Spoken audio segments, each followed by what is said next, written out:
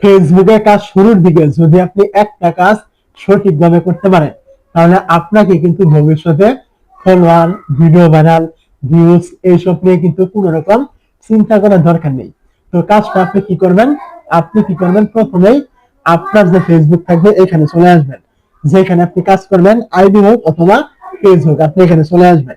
আসার পরে আপনি কি করবেন, তো ফেসবুকে আসার পরে আপনি কি করবেন, উপরে কর্নার এরকম ছোট্ট করে সার্চ আইকন পাবেন, আপনি কি করবেন, এইখানে ক্লিক করবেন।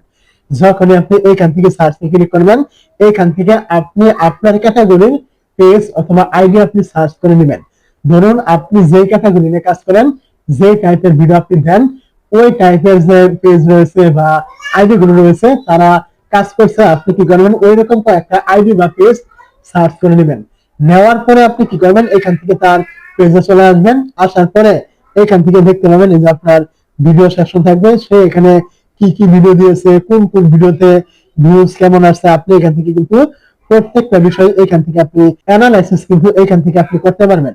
যেমন এই ভিডিওতে ভিউজ কত, লাইক কত, শেয়ার কত, এরপরে আর একটু নিচে আসলে এখান থেকে যে সব ভিডিও আপনার ভাইরাল থাকবে তার এখানে আপনি কি করবেন, ওই ভিডিওগুলো এখান থেকে টার্গেট করবেন।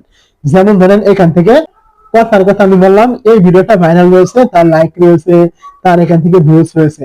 তো এখন আপনার ক্যাটাগরি তার ক্যাটাগরি কিন্তু একই।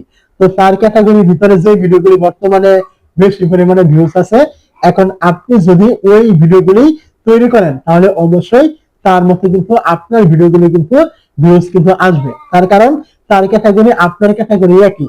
তো এখন তার ভিডিওগুলি যেগুলোতে ভিউজ আসছে, ভালো পারফরমেন্স করছে, এখন আপনি যদি ওই ভিডিওগুলি তৈরি করেন, আপনার ভিডিওগুলি কিন্তু তার মতোই ভালো পরিমাণ পারফরমেন্স কিন্তু করবে। এটা কিন্তু স্বাভাবিক। এই নিয়মে মূলত আপনাকে এখান থেকে কাজ করতে হবে।